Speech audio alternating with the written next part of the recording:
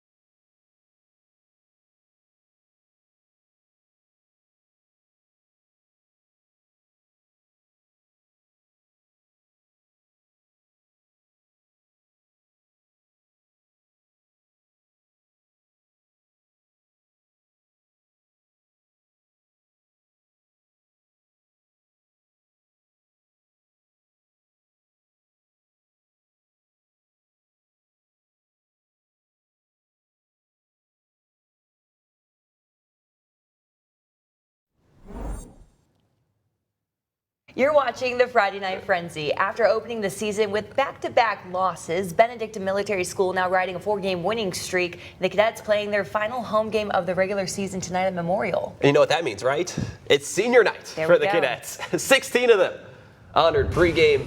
It's only their 3rd time this season kicking off at Memorial Stadium, and they're making the most of it. Wayne County starting with the ball. The first play from scrimmage, a nice run, turns bad pretty quickly. Ball falls loose. The sophomore, John Black, hops on it. BC takes over inside the 30.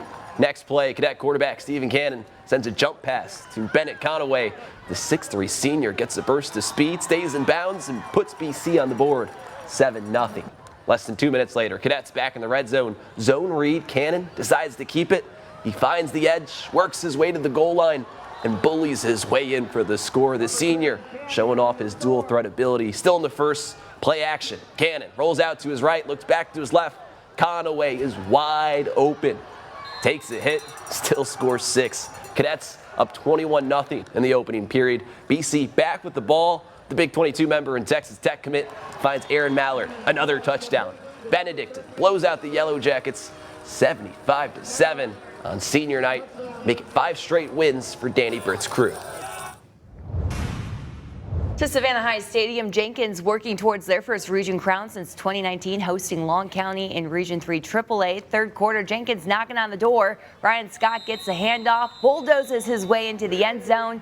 Jenkins extends the lead 28-13. A few minutes later, Jenkins back to receive a punt from their own 33, and check this out. Dominique Johnson fields it cleanly, finds a seam, and he is off to the races. Johnson weaving through defenders, finally brought down inside the red zone. A few plays later, the Warriors cash in again. It's Scott once more, walks it in for another touchdown.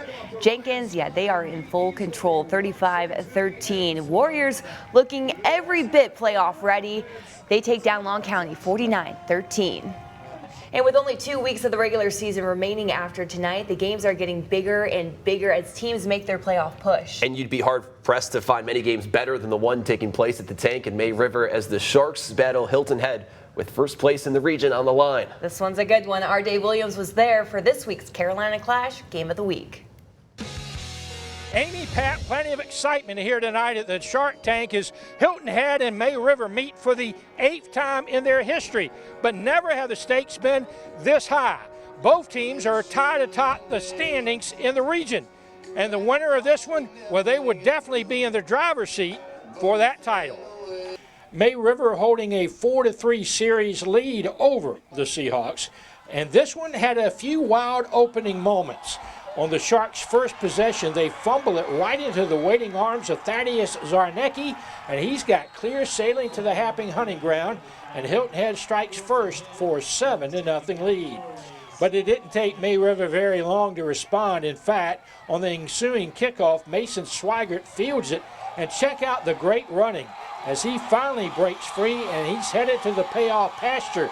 The PAT, however, was no good, and Hilton Head still led 7-6. It would stay that way until early in the second quarter when Seahawks quarterback Derek Ranishevsky calls his own number, and he's touchdown bound, and Hilton Head's lead was 8 at 14-6. Meanwhile, the Sharks had trouble hanging on to the football as Will Jimenez recovers the fumble for Hilton Head.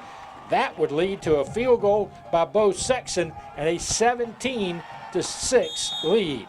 May River would add a field goal of their own late in the half to cut Hilton Head's lead to 17-9, but things wouldn't get much better in the second half as Hilton Head seizes the top spot in the region with a 31-15 win. In May River, Dave Williams, WJCL 22 News. Thanks, Dave. How about a cool moment pregame at Calvary Day? The baseball team getting their state championship rings. That includes quarterback James Mobley. The Cavalier football team carrying on the fun, leading 34-0 in the first half. Things keep going wrong for Johnson. Can't get the punt off and can't blame the Adams Smashers either. Quarterback Shamari King went down very early in this one. Cavs take over on the 1.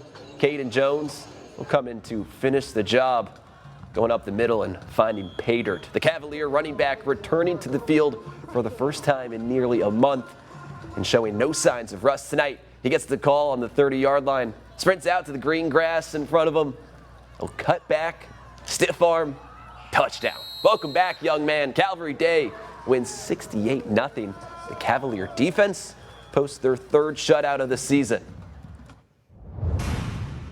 To Grove Stadium for a Region 3 AAA clash. Windsor Forest Knights still in the hunt for win number 1 in Region play, hosting the Island Sharks. And Knights come out fast. Quarterback Junior Rowland on the keeper, breaks left. Going to tightrope the sideline for a big first down. However, unable to turn it into a score. Here come the Sharks. Quarterback Mason McLaughlin rolls out, looking for an option. He's going to keep it. That's going to move the chains. Second quarter, same drive. Island's going to finish it off with the Wildcat. Running back Zion Patrick follows his blockers, pushing his way into the end zone. 2-point conversion, good. 8-0 Sharks. How about Windsor Forest, though? They're going to answer before the break, and then in the second half, it was a nail-biter, but the Knights coming out on top, 18-14, ending a 6-game losing streak. In Region 1, 5A tonight, there was a battle for the chance to stay in the region race. Talking South Effingham and Bradwell Institute colliding, our Rick Snow was there to let us know still who has hopes of a postseason berth. Hey guys, it's a beautiful fall evening for football here at the Corral. And both the Mustangs and Tigers are desperately looking for a win to stay in the race for the playoffs next month. And we're about to find out which team takes that first step. The Mustangs were celebrating senior night with 47 seniors, including 14 football players. Bradwell is moving the ball in the first quarter, but a pass is intercepted by linebacker Corey Woods and is downed at the 37-yard line. The Mustangs now moving down the field, and Kyron White, with some nice moves, picks up 17 yards to the 32-yard line. White would power it in from 6 yards out, but a missed extra point would leave the score 6-0 Mustangs. Early in the second quarter, Bradwell's Jacoby Paisley fights his way to the sideline, breaking tackles and dragging a tackler to the goal line, stretching out the ball. He hits the pylon for a touchdown and a 7-6 lead for the Tigers. Moments later, Bradwell with the ball again, and Paisley again into the line, breaking tackles, and then he gets to the sideline, racing 72 yards for his second score, and making it 14-6 Tigers midway through the second quarter. Just before halftime, White gets his second touchdown as he finds a huge hole off right tackle, and he's off to the races 50 yards to the end zone to cut Bradwell's lead to 14-12 at halftime. And South Effingham completes the comeback for a 26-21 victory, and next week will travel to Statesboro while Bradwell will host Lakeside. From the Corral, Rick Snow, WJCL 22 News. All right, thanks so much, Rick. Let's check on a Region 3 AAA battle between Groves and Beach. Bulldogs at midfield. They give the rock to Jordan Newton, the junior, one of the best backs in the city. Big 22-yard gain gets Beach into the red zone in the first quarter. And now they're on the 10. And look at this. Newton gets the call again. This time, patiently waits to make his cut. Finds an opening, struts into the end zone. Beach striking first against the Rebels. Bulldogs with the ball on their own 35. Quarterback Javion Williams finds a wide open Kewan Ferguson. That's how Michael Thompson drew it up in practice. Bulldogs blow out Groves 64-12. Make it 3 wins in a row for Beach, who scored 140 points over that stretch. Running up the scoreboard over there. Let's head up to Statesboro. Bullock Academy and St. Andrews both searching for their first GIAA region win. Scoreless early on. Gators going to fake the handoff. Sam Hubbard getting shifty in the backfield and separates himself from the Lions. He's looking around for some laundry. There's no flags. 52 yards to the house for the junior quarterback. Later on, Danye Garvin gets the rock, shakes off a tackler, and finds the pylon. Make it 14-0 Gators. Third touchdown of the year for the senior. Bullock back in the red zone. This time it's a jet sweep. 9-yard score by Rocco Reese makes it 21-0. Gators pile it on in this one as Sam Hubbard makes another strong run to the promised land. St. Andrews scores on the final play to avoid the shutout. 45-6 is the final. Bullock Academy defending home turf. And we got to get back to the Corral to see Rick in front of that. It was a beautiful opening shot. Massive Better than the Mustang. Yes, more highlights to come and the play of the week. Sending it over to the cheerleaders of Effingham County High School, part of this week's WJCL 22 Spirit Squad. Effingham County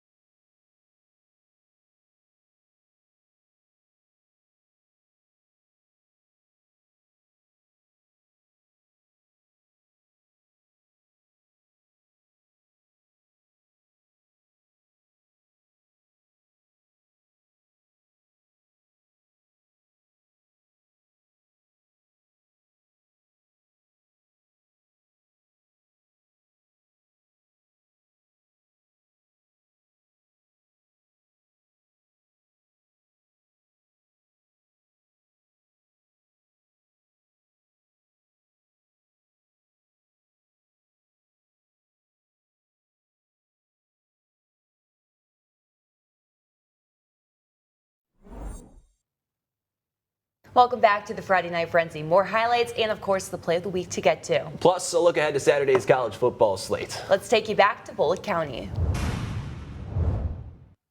Portal hosting a winless squad from Claxton. First quarter, Panthers attacking through the air. Gideon Fulcher finds Trent Forehand down the field, makes the catch. The ball pops out.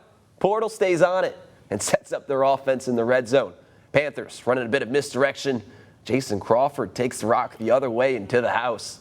7-0 Portal lead. To the second, Tigers with the ball at midfield. They hand it off to Corey Murchison. He makes the first man miss, and he's off to the races up the middle. Claxton makes it a 7-6 ball game. The Panthers don't wait long to respond. Keep your eye on number 3, Brian McQueen. Takes the toss left, runs into a pack of Tigers, keeps his feet, goes all the way back across the field. No one's going to catch him. Portal wins 35-12, picking up their second region win of the year. On the road, Bluffton Bobcats paying a trip to Carlton County. The Bobcats come out firing. Quarterback Aiden McCarthy with the short toss to Carnell Warren, the big 22 member showing off. He shakes off a defender. In for the score, 7-0 Bluffton. Later, McCarthy back with the rock, looking for Warren again, but the pass tips off his hands right into Carlton County. The Cougars race it all the way to the other side, almost to the end zone, and the home team turns it into points, but McCarthy shakes it off in a big way, keeps it himself, breaks a few tackles, and powers straight into the end zone. Bluffton racking up the points in this one. They go on to win 55-12. The Colleton Prep Warhawks hosting Buford Academy in a game that was delayed a few weeks ago due to weather. The Eagles come out soaring. Opening kickoff, about an 85-yard touchdown return by Buford Academy's Devin Fripp. Why not tack on 2 more? Nick Underwood, with the help, forces his way into the end zone for the 2-point conversion. 14-8 Eagles. The Warhawks settle in pretty quickly to win 28-14 in this one. Time for the play of the week. Bradwell at South Effingham. Jacoby Paisley trying to get to the sideline. Has to break tackles along the way. Look at him go. He's hit at the goal line, stretches the ball out, hits the pylon for a touchdown to give the Tigers a 7-6 lead over the Mustangs in the second quarter. Yeah, he would not be denied. And a look at the college football Saturday ahead coming up on WJCL 22, a 3:30 clash. Big top 10 one, Georgia battles Ole Miss. And the Georgia Grove Bowl kicking off in Statesboro at 7 p.m. between in-state rivals Georgia Southern and Georgia State. As always, we'll have the highlights Saturday night when all the action wraps up right here on WJCL 22. That's going to do it for Week 10.